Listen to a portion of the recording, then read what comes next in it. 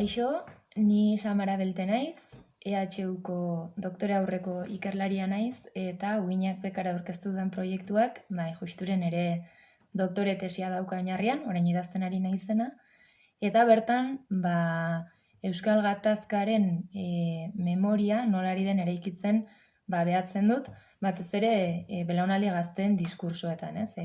Hainbat elkarrizketetan oinarrituta saiatzen naiz identifikatzen, memoriaren eraikuntzarako ze patroi diskursibo jarraitzen dituzten, ez?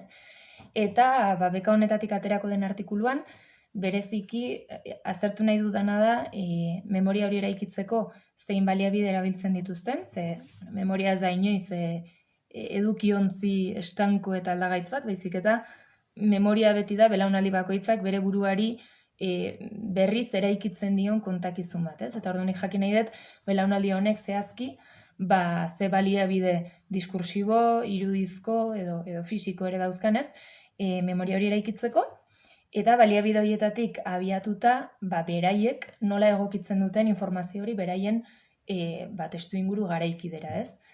Eta bereziki fijatuko naiz, beraien diskursoetan sortzen edo erabiltzen dituzten metaforetan eta lengoaia figuratiboan.